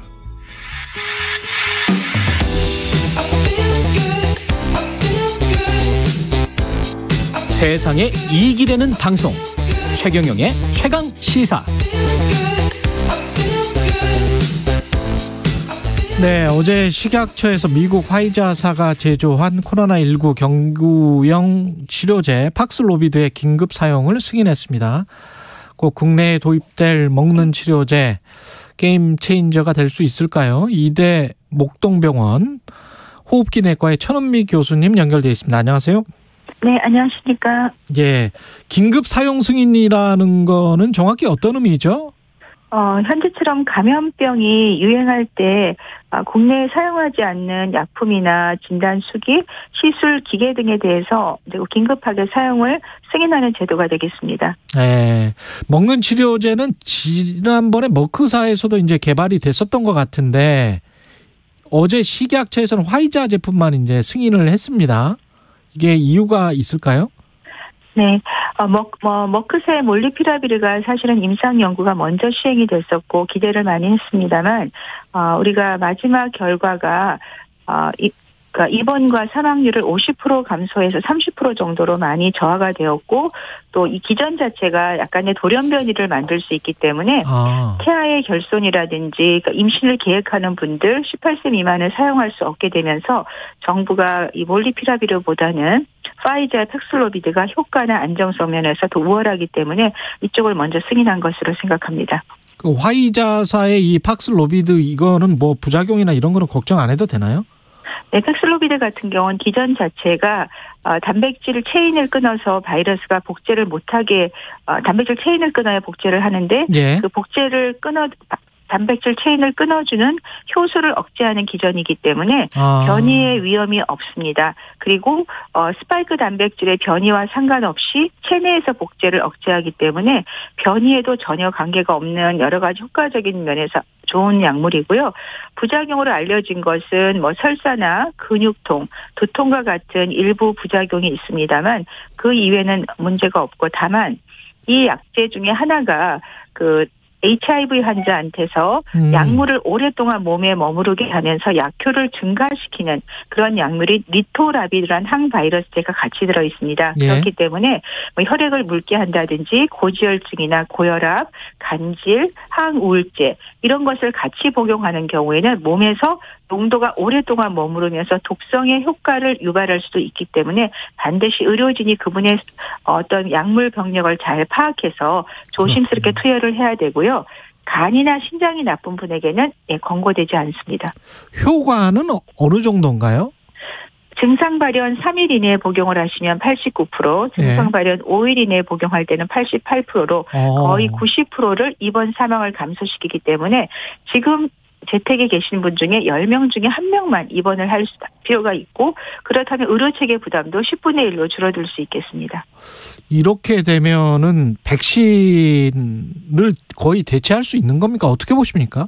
네, 백신과 치료제는 다릅니다. 우리가 독감이 유행할 때 취약계층은 백신을 맞음으로 인해서 독감에 걸리지 않도록 하고, 혹시 독감에 걸리면 그다음 2차적으로 치료제를 타미플을 복용하는 것처럼 앞으로 백신은 취약계층에서는 주기적으로 접종할 필요가 있을 것이고, 그 후에 대부분 사람이 감염이 되더라도 이런 경구치료제가 나옴으로 인해서 그 경구치료제 복용으로 인해서 일상생활의 복귀가 가능할 것으로 기대합니다. 그러면 백신을 맞고 부스터샷을 맞고 그래도 혹시 돌파 감염이 되면은 이 치료제를 먹고 보통 일반 사람은 의사의 처방에 따라서 이렇게 되는 거겠네요. 네, 그렇습니다. 예. 앞으로 부스터 같은 경우는 부스터는 접종을 하는 이유가 중화항체를 올려서 감염을 차단하는 효과지만 이번 오미크론 같은 경우에도 부스터를 맞아도 파이저는 75%에서 10주가 지나면 45%까지 떨어지기 때문에 취약계층의 위주로 부스터는 이제 접종을 하는 것이 많고, 독감처럼 기본 접종을 하는 것으로 저는 충분하다고 생각합니다. 그렇군요. 아까 그 다른 약 머크사 약은 임산부에게 안 좋을 수 있다. 이거는 뭐 괜찮다. 영유아나 청소년 같은 경우는 어떻습니까?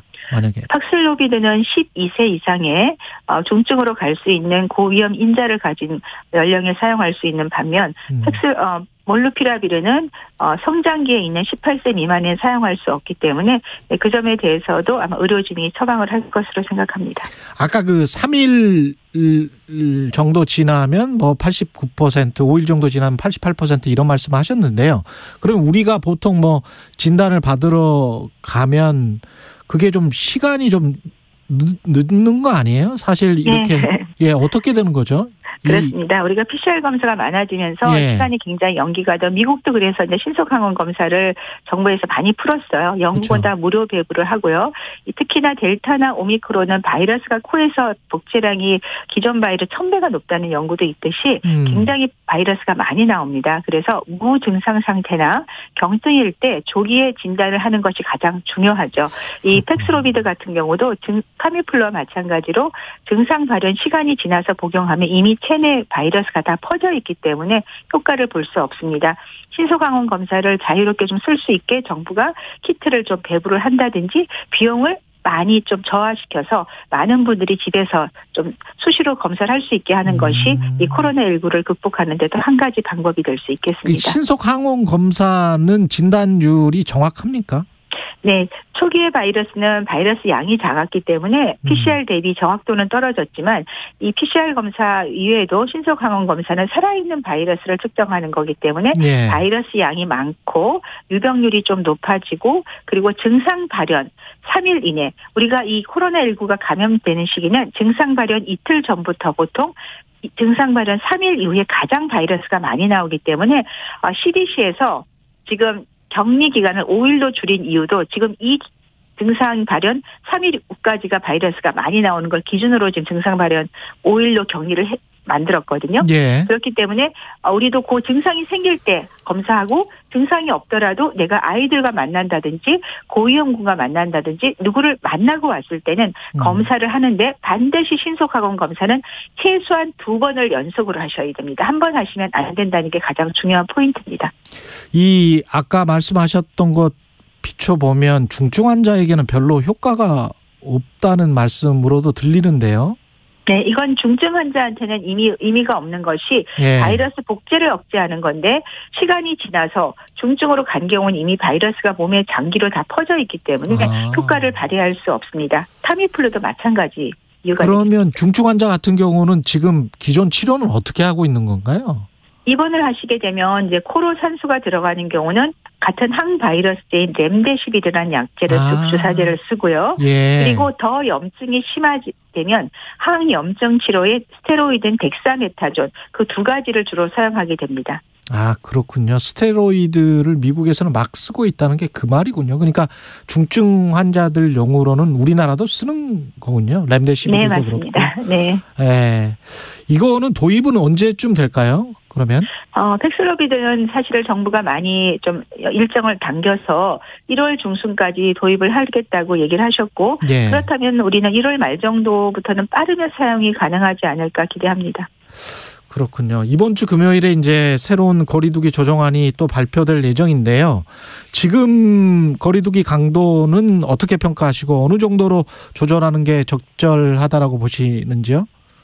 네, 지금 거리두기와 부스터 효과로 인해서 일시적으로 조금 확산세가 안정하면서 감소세를 보이고 있지만 지금 상태에서 우리가 다시 거리두기를 완화하게 되면 확진자가 증가할 확률이 매우 높고 특히 오미크론이 아마 저는 다음 주부터는 본격적으로 확산을 할 거라고 생각합니다. 예. 그렇기 때문에 거리두기를 조금 더 연장을 해야 되고 수위는 지금 정도를 유지를 하면서 소상공인에 대한 좀 폭넓은 지원을 같이 병행하고 경구치료제가 도입이 된 이후에 저는 이 거리두기를 점차적으로 완화하는 것이 안정적인 위드 코로나를 갈 수 있는 시점이라고 생각합니다. 교수님 견해는 어떠신지 궁금한데요. 오미크론이 확산이 되면서 물론 이제 경증 그 증상이 많고 그래서 그리고 이제 치료제까지 나왔기 때문에 내년 뭐 빠르면 1월, 2월쯤이면 미국 같은 경우에 뭐 정상화될 수 있다. 뭐 주식시장에서는 그런 이야기를 하거든요.